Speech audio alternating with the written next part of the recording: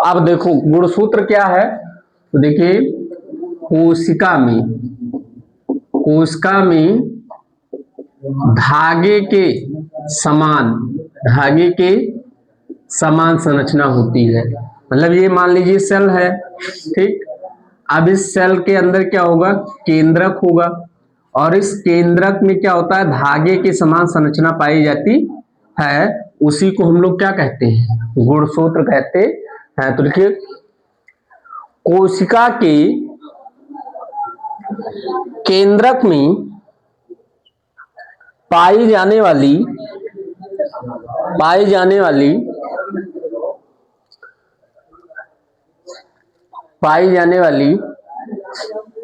धागे के समान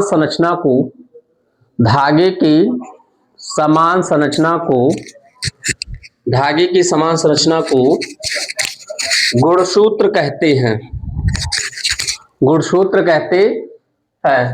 दूसरी बात देखिए क्रोमोसोम, देखो क्रोमोसोम, तो क्रोमोसोम दो वर्ड से मिला है, तो क्रोमोसोम, तो अगर इसको हम डिवाइड करें तो क्रोमो मीन्स होता है कलर, और सोम मीन्स बॉडी।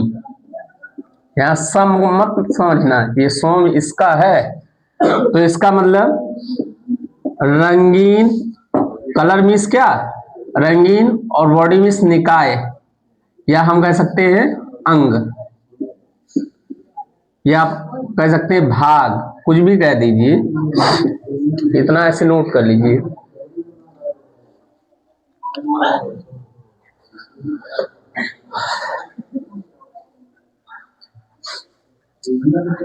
हो गया ना।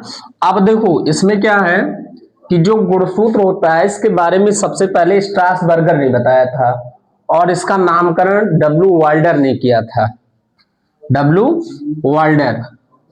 तो देखिए इसकी खोज, इसकी मतलब किसकी, गुणसूत्र की खोज व नामकरण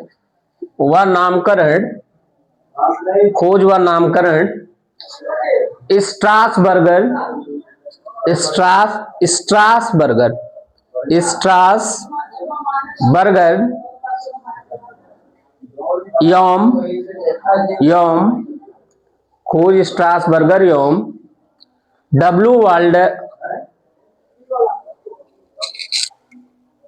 डब्ल्यू वाल्डर ने किया था। गुणसूत्र मुख्यतः डब्ल्यू वाल्डर ने किया था। गुणसूत्र मुख्यतः दो प्रकार से होते हैं। आप देखिए गुणसूत्र मुख्यतः कितने प्रकार से होते हैं, दो में कौन कौन सा होता है, देखिए एक होता है कायिक गुणसूत्र, और एक, या इसी को दूसरा नाम है इसका दैहिक गुणसूत्र। कौन सा, दैहिक गुणसूत्र। और एक होता है लिंग गुणसूत्र, या इसी को हम लोग लैंगिक गुणसूत्र कहते हैं, लैंगिक गुणसूत्र। ठीक। अब देखिए दोनों में अंतर क्या है, तो देखिए ऐसा गुणसूत्र जो दैहिक मतलब शरीर के विकास के लक्षणों के लिए आवश्यक होता है उसको हम लोग क्या बोलते हैं, कायिक गुणसूत्र या दैहिक गुणसूत्र। और ऐसे गुणसूत्र जो लिंग के निर्धारण में भाग लेते हैं उसे क्या बोला जाता है, लिंग गुणसूत्र या लैंगिक गुणसूत्र कहते हैं। तो पहली हेडिंग इसमें बनाएंगे हम लोग क्या, कायिक गुणसूत्र। देखिए अगर मनुष्य की बात की जाए, तो मनुष्य में क्या होता है कि 46 गुणसूत्र होते हैं। कितने, 46 गुणसूत्र। आप कह सकते हैं इसको जोड़ा में अगर बोला जाएगा तो हम कह सकते हैं 23 जोड़ी। कितना, 23 जोड़ी, जिसमें से 22 जोड़ी क्रोमोसोम, 22 जोड़ी गुणसूत्र जो होता है वह क्या होता है, शारीरिक विकास में अपना योगदान देता है। मतलब ये 22 जोड़ी गुणसूत्र ऐसे होते हैं जिनकी वजह से शरीर का विकास होता है। तो इस 22 जोड़ी गुणसूत्र को क्या बोला जाएगा, कायिक या दैहिक गुणसूत्र कहते है। और जो एक जोड़ी गुणसूत्र बचता है वह एक जोड़ी गुणसूत्र यानी दो गुणसूत्र, तो ये लिंग निर्धारण में अपना योगदान देते हैं, तो इसे क्या बोला जाएगा, इसे लिंग गुणसूत्र कहते हैं। तो 22 जोड़ी मनुष्य में क्या होता है, कायिक गुणसूत्र होता है, एक जोड़ी क्या होता है, लिंग गुणसूत्र। और कुल मिला के कितने जोड़ी गुणसूत्र मनुष्य में होते हैं, 23। 23 का मतलब कितना, 46। तो पहली रीडिंग बनाएंगे क्या, कायिक गुणसूत्र या ऑटोसोम। इंग्लिश में अगर इसको लिखना है तो ऑटोसोम,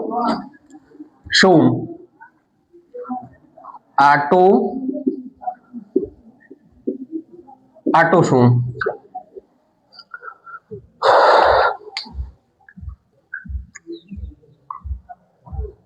देखिए ऐसे गुणसूत्र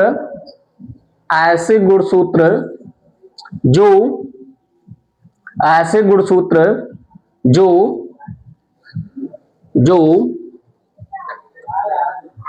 शारीरिक विकास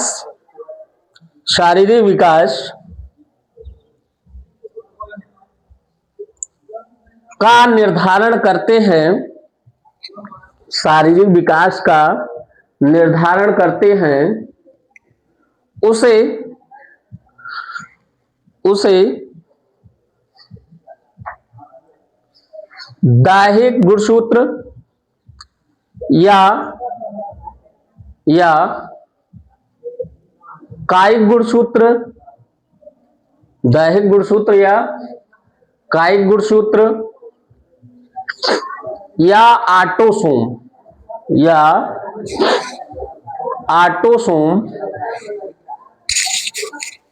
ऑटोसोम्स कहते हैं। मनुष्य में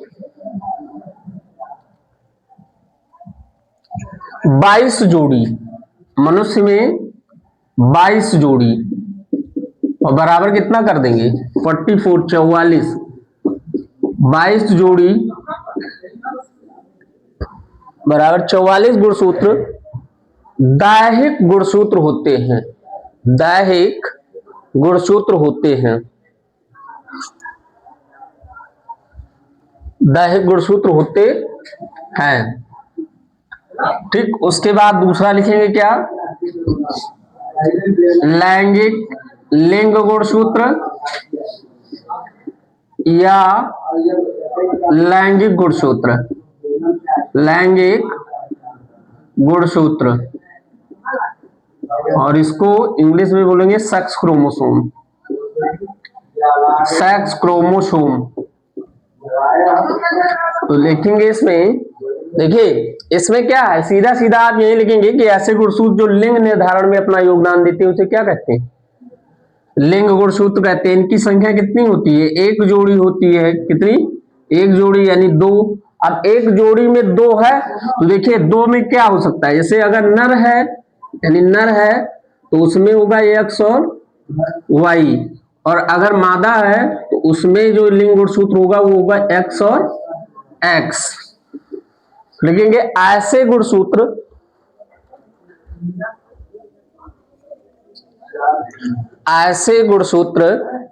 जो लिंग निर्धारण में अपना योगदान देते हैं, उसे लिंग निर्धारण में अपना योगदान देते हैं, उसे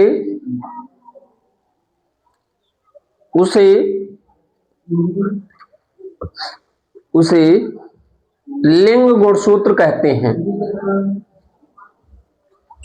उसे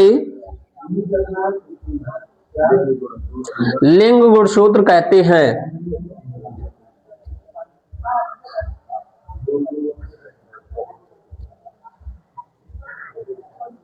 लिंग गुणसूत्र कहते हैं। मानव में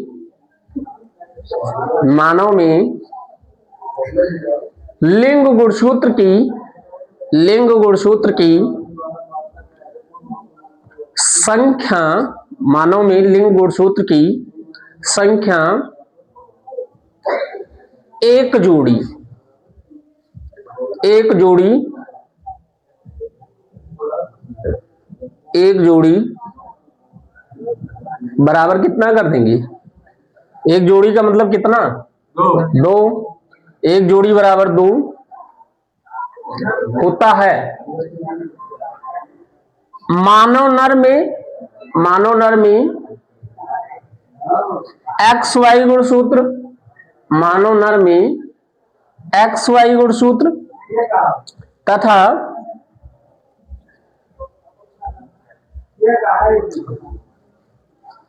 मानव मादा में एक्स एक्स गुणसूत्र होता है। मानव मादा में एक्स एक्स गुणसूत्र होता है। अब देखिए एक शब्द है जीन। क्या है? जीन।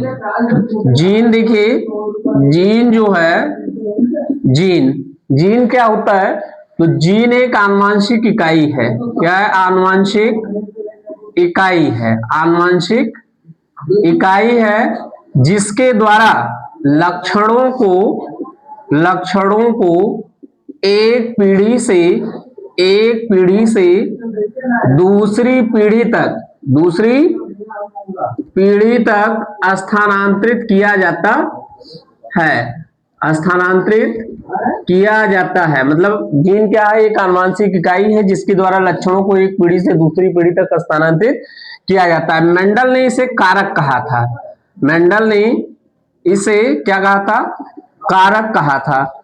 1909 ईस्वी में एक वैज्ञानिक थे जोहानसन, जिन्होंने इसका नाम क्या दिया था?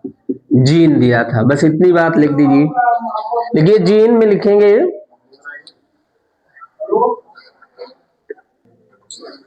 अब देखिए मनुष्य में क्या होता है कि जैसे मनुष्य में हमें पता है कि 23 जोड़ी गुणसूत्र होते हैं। कितने?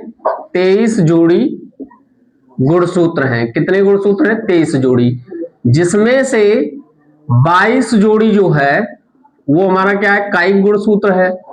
22 जोड़ी कायिक गुणसूत्र है। और एक जोड़ी क्या है?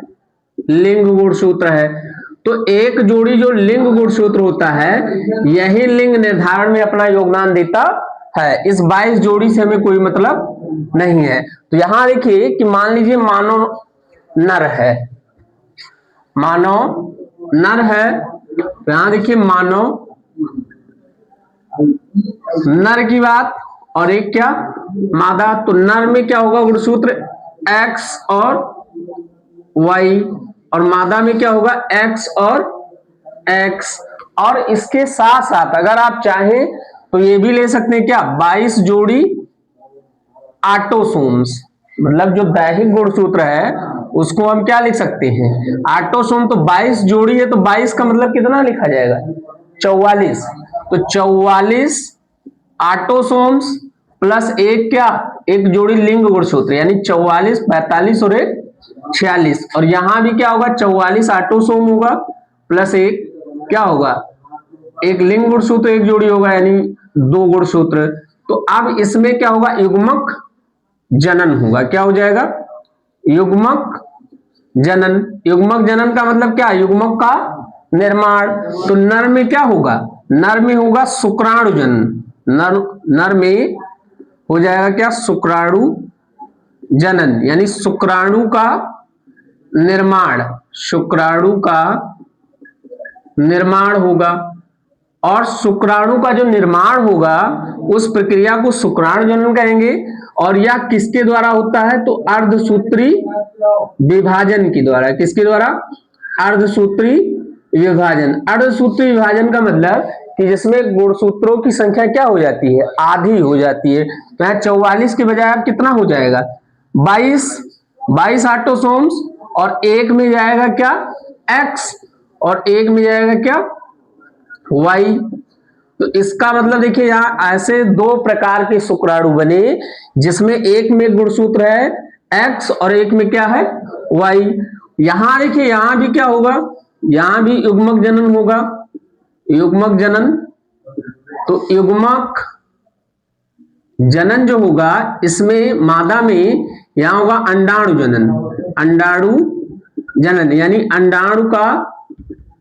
अंडाणु का निर्माण होने या अंडाणु के निर्माण होने की प्रक्रिया को क्या बोला जाता है? अंडाणु जनन। और ये भी किसके द्वारा होगा? अर्धसूत्री विभाजन के द्वारा, यानी कि यहां भी गुणसूत्रों की संख्या क्या हो जाएगी? आधी हो जाएगी। तो यहां देखिए कि 44 का ये बच्चा 22 है, और इसमें भी आ जाएगा क्या? 22 है, और प्लस में यहाँ 1x और यहाँ भी 1x। अच्छा, अगर आपको कंफ्यूजन होता है तो 44 ए 2 बार लिख सकते हैं।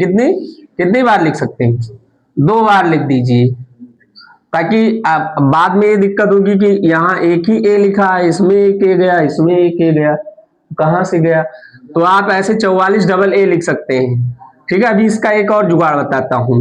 अब देखिए इसमें हो जाएगा क्या? निषेचन। इसमें क्या होगा? निषेचन। तो निषेचन हुआ तो यहां देखिए पहले का कराएंगे किससे?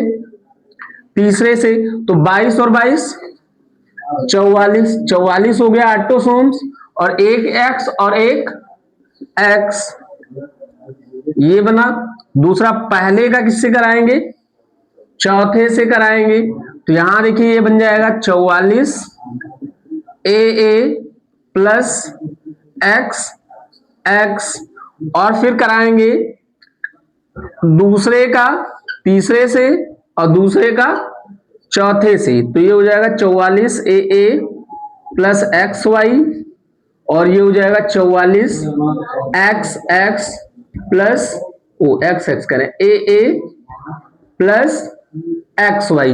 अब देखो जिसमें एक्स एक्स होगा वो क्या होगी? डाटर। जिसमें एक्स एक्स होगा वो क्या होगा? डाटर। और जिसमें एक्स वाई होगा वो क्या होगा? सन। तो यानी इसका मतलब हम ये देख रहे हैं कि इसमें जो मादा गुणसूत्र है वो किसी भी प्रकार से लिंग निर्धारण में अपना कोई योगदान नहीं देता है, क्योंकि मादा के पास केवल क्या है?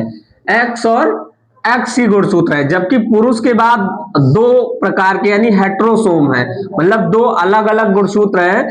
तो लिंग निर्धारण में अपना योगदान कौन देता है? नर देता है, क्योंकि इसके पास 2 अलग अलग गुणसूत्र होते हैं। तो इसमें लिखिए कि मानव में एक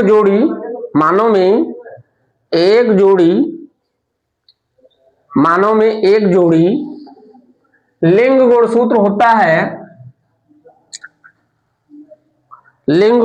होता है जिसमें पुरुष या नर हेट्रोसोम होता है। पुरुष या नर हेट्रोसोम्स होता है, अर्थात हेट्रोसोम्स होता है अर्थात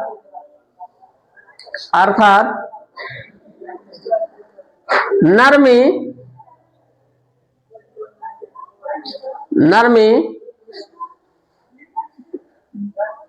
दोनों गुणसूत्र अलग अलग होते हैं। दोनों गुणसूत्र क्या होते हैं? अलग अलग। एक एक्स और दूसरा क्या? वाई, अलग अलग होते हैं।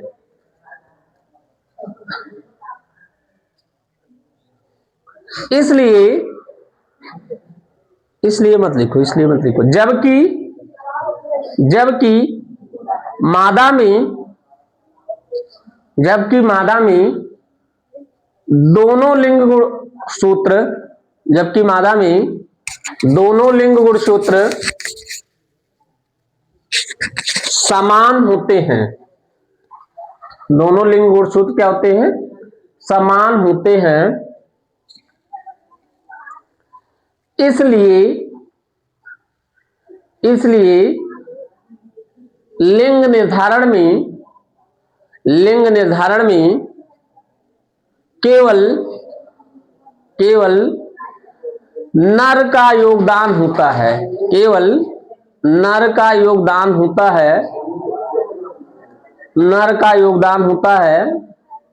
मादा का कोई योगदान नहीं होता है। कोई योगदान नहीं होता है, मादा का कोई योगदान नहीं होता है। सेवा समाप्त। देखो अब जैसे नर में क्या है कि 46 गुणसूत्र होते हैं, 46 में 44 क्या लिंग गुणसूत्र दैहिक गुणसूत्र है और एक जोड़ी क्या होता है लिंग गुणसूत्र। इसमें युग्मक जनन होगा। युग्मक जनन का मतलब पहले नर है तो इसमें शुक्राणु जनन होगा, मतलब शुक्राणु के निर्माण की प्रक्रिया को क्या बोला जाएगा, शुक्राणु जनन कहेंगे। या शुक्राणु जनन किसके द्वारा होता है, अर्धसूत्री विभाजन के द्वारा होता है। अर्धसूत्री विभाजन का मतलब कि गुणसूत्रों की संख्या कितनी हो जाएगी, आधी। तो 44 का ये हो गया 22, एक में जाएगा x, दूसरे में जाएगा क्या y। इसी प्रकार देखिए मानव मादा में क्या होगा कि यहां भी युग्मक जनन होगा, यानी यहाँ अंडाणु जनन होगा। अंडाणु जनन का मतलब अंडाणु के निर्माण की प्रक्रिया को क्या बोला जाएगा, अंडाणु जनन। ये भी किसके द्वारा होगा, अर्धसूत्री विभाजन के द्वारा, मतलब गुणसूत्रों की संख्या क्या हो जाएगी, आधी हो जाएगी। तो 44 का हो गया कितना 22, इसमें एक x और इसमें, यानी दो टाइप के यहाँ पर क्या बनेंगे, अंडाणु बनेंगे, जिसमें क्या होगा x और x होगा। यहाँ पर दो प्रकार के शुक्राणु बनेंगे जिसमें x और y होगा। जब इनके बीच निषेचन होगा तो जिसमें x और x रहेगा वो क्या हो जाएंगी, डॉटर पुत्री, और जिसमें x और y होगा वो क्या हो जाएगा, नर, यानी कि पुत्र सन। अब देखिए इसको इतना बड़ा अगर ना बना पाए, मान लीजिए किसी कारणवश इतना बड़ा याद ना रह जाए आपको, तो सीधा सीधा एक छोटा सा ट्रिक है। जैसे नर की बात करें तो उसमें क्या होगा, लिंग गुणसूत्र x और y, और मादा में क्या है x और x। तो यहां देखिए यहां हो जाएगा शुक्राणु जनन, शुक्राणु जनन हो जाएगा, यानी किसके द्वारा, अर्धसूत्री विभाजन के द्वारा। तो जब अर्धसूत्री विभाजन के द्वारा शुक्राणु जनन हो जाएगा तो इसमें दो प्रकार के शुक्राणु बनेंगे, एक ऐसे शुक्राणु जिसमें x गुणसूत्र है और एक ऐसे शुक्राणु जिसमें क्या है y गुणसूत्र है। इसी प्रकार देखिए इसमें क्या होगा कि यहां अंडाणु जनन हो जाएगा, अंडाणु जनन अर्धसूत्री विभाजन के फलस्वरूप, अर्धसूत्री विभाजन के द्वारा हो जाएगा। तो यहां देखिए इसमें क्या हो जाएगा, इसमें हमारा एक x और दूसरा भी क्या होगा x। अब देखिए इसका क्या करा दीजिए निषेचन, तो x और x, तो जिसमें x और x होगा वो क्या हो जाएंगी डॉटर, और x और x या भी क्या हो गई डॉटर, और x और y, इसका मतलब ये हो गया सन, और ये x और y। तो जिसमें y होगा वो सन और जिसमें केवल x होगा वो डॉटर। तो ऐसा भी आप बना सकते हैं, ORR करके ऐसा भी बना लीजिए।